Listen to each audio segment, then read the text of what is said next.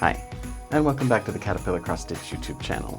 I'm Ford, your favorite millennial future mall Santa, and this week I'm going to be showing you how to take a boring grocery store holiday card like this one and turn it into a beautiful custom cross-stitch greeting card like this.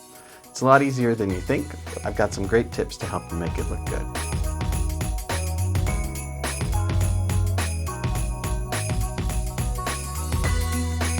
If you've ever found any of my videos helpful or even better, entertaining, take a moment right now and give me a like on this video, leave me a comment, and please subscribe to the channel. It doesn't cost you anything but a couple of clicks of the mouse, and it makes a really big difference for me, so I'd appreciate it if you'd do that.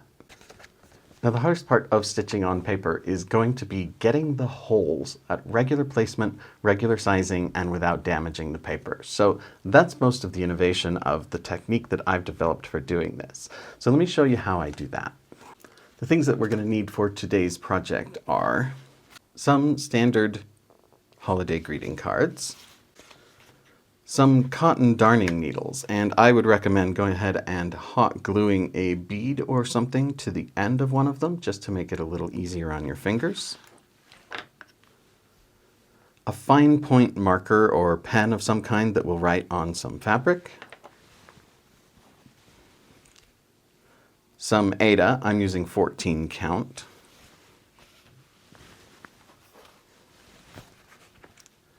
Some craft foam. I'd get something somewhere around 6 millimeters or 1/4 of an inch thick. This is available at most craft stores and even in a lot of grocery stores. And a cross-stitch pattern that's small enough to put onto the face of our greeting card. We're also going to need some good scissors for cutting the fabric, and we're going to need some scissors that it's okay to cut paper with. That is not the same as the fabric scissors unless you want to visit from the vengeful crafting gods. We're also going to need some masking tape. I've got a really wide roll here, about 2 inches, but anything over about 1 inch should work just fine. And then, of course, we will need our embroidery floss in all of the colors that the cross-stitch pattern calls for. And then the final thing we're going to need for the optional step at the end is a glue stick. To begin with, we're going to want an adequately sized pattern, and that can either be on a digital screen or printed out on paper like I've done with this cute little Santa star that I created for this project. Or this is a really excellent application for any of the number of cute little motifs that you frequently get in a stitch along or Caterpillar Christmas pattern. And Caterpillar patterns are ideally suited for this kind of application because they only use full stitches, don't use any weird fractional or specialty stitches. So for instance, if you did this stitch along a few years ago, you have all of these little individual patterns which would be perfect for embellishing a greeting card. And this is the one that Sally turned into a beautiful wall hanging in one of our earlier videos. You can check that out here. But I wanted to do something even a little more custom, which is why I made this little Santa star pattern for this application. But how do we make that greeting card stitchable? That's the brilliance of the technique I've got. So what I've got here is just a small piece of Aida. I know that my pattern is under 25 by 25 stitches, so it's going to come out to a little under 2 by 2 inches. So I've cut myself a piece of 3 by 3 Aida here. Now if you're going to do a bunch of these, it would probably be a good idea to finish these edges either with a blanket stitch like I showed you how to do in this video, or just by running a little bit of fray stop around the edges to keep it from fraying. But since I'm going to be using this piece of fabric as my hole punching guide for my paper, again, need to get this pattern onto here. And this is where it's really easy to make mistakes. So we need to remember the idea about holes versus stitches, because when you're counting on this fabric, it's really easy to think 1 hole equals 1 stitch, but you need to remember that 1 stitch needs to go from 1 hole to the next hole twice. So 1 stitch of cross stitch actually requires 4 holes in the fabric, which means it's also going to require 4 holes in our card. Now, if there are adjacent stitches, those are going to share some of those holes, and so we also need to make sure that we make those holes big enough that we're going to be able to get as many as 4 pairs of strands through the holes that we make. So this is where having the right tools can really help a lot as well.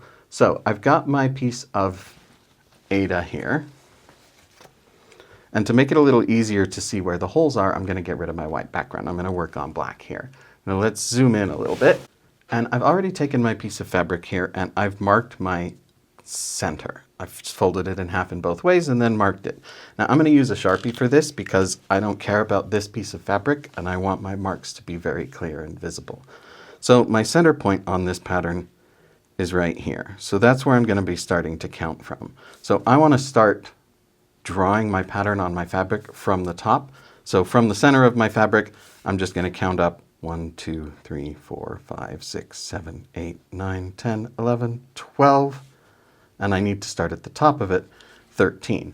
What I'm going to be doing is I'm going to be drawing the outside edge of all of these stitches on the fabric. Just like I'm doing on the paper right now, I'm going to do that on the fabric. And then I'm going to punch every hole that's inside that boundary.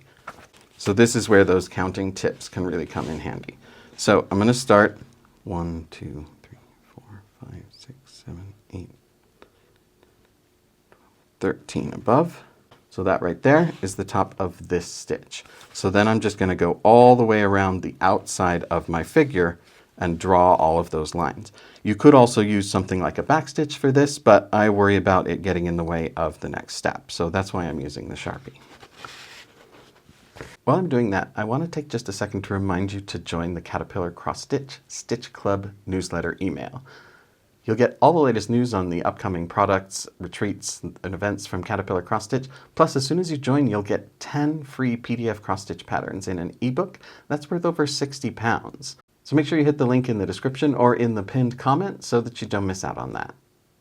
Now, I made a little bit of a mistake during that process, so I'm going to make sure to clearly mark which lines I'm going to use in the next step for myself. So it's handy to have a second color of marker for this.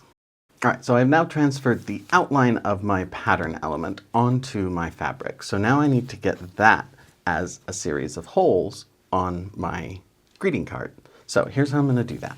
The first thing I want to do is take my fabric hole template and get it ready to attach to my card. So I'm just going to use some masking tape for that.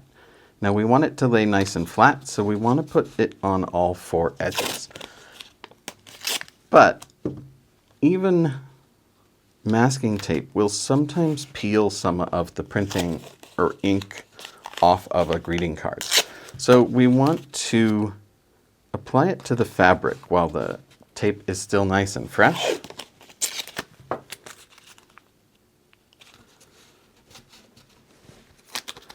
But then what I like to do is just take that sticky tape now and just kind of touch it a little bit.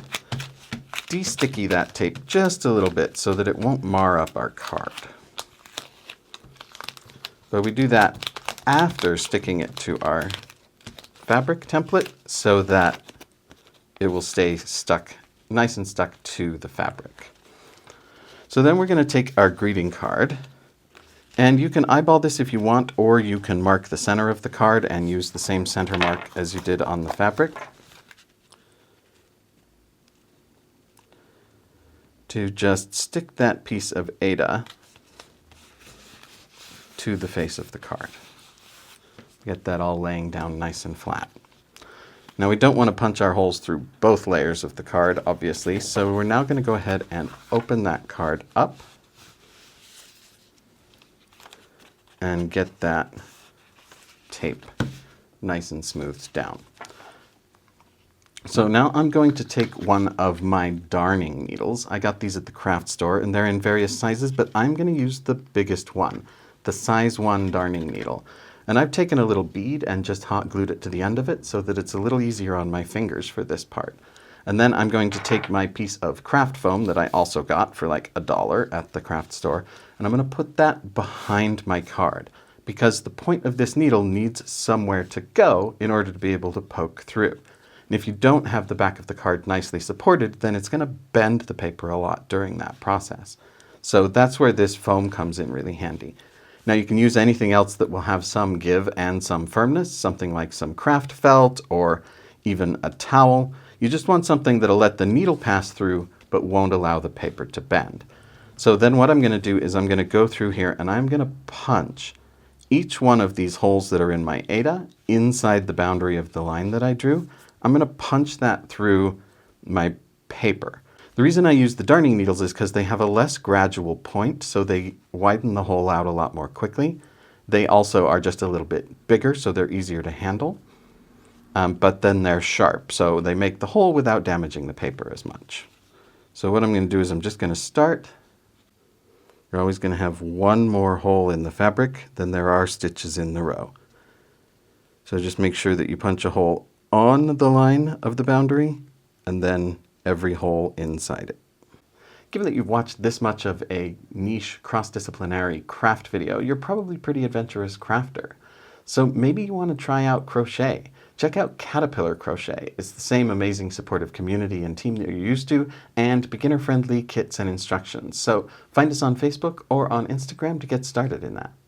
And then through the magic of editing, boom, it's done. But before we peel our template off of our card, we're going to want to take a quick look and see if we missed any spots. I got kind of hypnotized there, and I obviously missed a few. You'll especially want to check on the corners, because those are the places where I am most likely, personally, to make a mistake. So you can hold it up to the light to check, or you can look at the back and compare that to your pattern.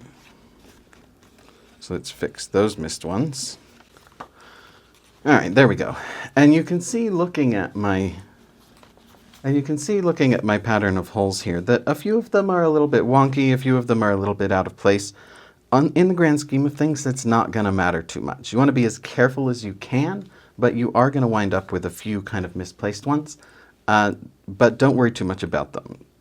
Remember that perfect is the enemy of good. The YouTube channel here is only one of the amazing social media channels that Caterpillar Cross Stitch has. Make sure you find us on Instagram and Facebook to take full advantage of the amazing supportive community that has built up around the brand. And now that we've done that, we can go ahead and carefully peel our hole punching template off of this card. I'm making sure to keep the card flat on the table so that I don't bend it up during this process, because I want it to stay nice and clean looking. And we're now ready to go ahead and begin our stitching of this little figure. Now, personally, I like to keep my runs on the back short so that I don't have a lot of messy threads on there. And I make sure to use a loop start for my stitches because it just is one less thread end that I have to worry about. I would also recommend using maybe a slightly smaller needle than you normally would. I've poked these holes at a 14 count distance, which means I would normally use a size 24 tapestry needle, but I'm going to use a size 28 because I don't want to stretch out and traumatize all of these holes in the fabric while running my thread through there, because I don't want it to tear. So I'm going to use a slightly smaller than usual needle, but that is going to create some of its own problems. For instance, normally the tension on the fabric will hold the needle in place while I'm moving my hand from the front to the back to grab the needle after each stitch. And that's not going to work with the paper. So most of the time I'm going to want to hold the piece upright while I'm stitching so that my needle will stay there while I get my hand around to the back side to complete the stitch. So that does mean that I'm going to be handling the paper a lot more, and I don't want my paper to get too marred. So a needle minder is actually quite a handy little accessory for that purpose, because then I can mostly hang on to the needle minder. So the oils from my hands don't impregnate the paper, so that the sweat from my body doesn't make the paper get all soggy and bendy. So the needle minder can be a super handy little thing there. It also helps to have a place to set the needle between stitches. And again, Caterpillar has over 50 beautiful hard enamel needle minders on their website, and they make great presents or stocking stuffers. And if you order 3, you get a bundle discount. So make sure you check those out. The other tip that I'm going to give you is to stitch whatever color is the most plentiful, in this case this red, last, because that will then cover up any short runs that I have to do between. Because I didn't want to start a whole new thread for the top of the hat and the little cuffs here. So I actually ran those threads. But then when I did the red later, it covered up those runs and kept them all nice and tidy on the back. But other than that, you'd stitch it in pretty much the same way as you would fabric. Just be careful not to pull your stitches too tight. If you hit a snag or a tangle, you don't want to pull that through and rip the paper. It is more delicate than fabric, so you just want to very carefully stitch it, stopping every so often to untwist your thread to help reduce the instances of tangles. If you like to use beeswax or another thread conditioner, then that could also come in quite handy here, because we don't want to get a tangle or a knot in our thread and pull that through and tear the paper, because that's pretty much game over and we have to start a new one. But once we've got that all stitched up, we'll wind up with something that looks pretty much like this. And as you can see, I have used the Danish method for the most part in order to keep my stitches nice and tidy on the back. I haven't done too long of runs because I don't want tangled threads running all over the place. But I've used a loop start to finish, and then I've tucked my thread under just a couple of stitches on the back when I'm done with each one. Now, I'm planning to cover the back of this, so I haven't secured those threads quite as thoroughly as I normally would, because I'm going to cover this up. I don't want the backs of my stitches to show in my finished piece. So I have a really easy solution for that, which is that I bought these cards in a pack of 50 sets of cards and envelopes. And there are some of them that I like more than others, but they all coordinate and look good together. So I'm actually going to take one of the other cards in the series, and I am going to use that to cover up the back side of my card. I'm just going to cut this in half, and I can use one of these cards to cover the backs of two of these. So each one of these that I make, I'm going to wind up using 1.5 cards basically. And so what I'm going to do is cut this card in half. I wish I had all my paper crafting tools with me so I could make that a little bit nicer and neater, but it's still going to look just fine. So I've cut that in half, and all I'm going to do is glue that to the inside of the back of the card with a glue stick. And make sure that you get good glue right all the way out to the edges. I'm also, just to be safe, I'm also going to go ahead and apply a little bit of glue to the corners of the back of the card, because those are the spots I really don't want to peel. Then I will just take that, line that up with my card,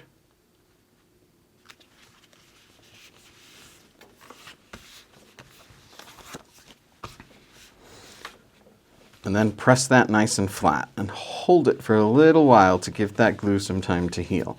This is another time when having this kind of firm but giving surface of this EVA craft foam is very, very handy, because I can apply pressure here and it will go evenly across the whole card.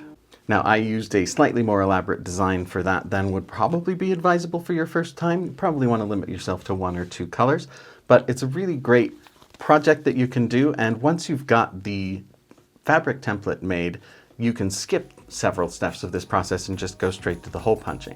You could probably even bind several cards together and punch holes in 5 or 6 of them at once, which would save you a ton of time.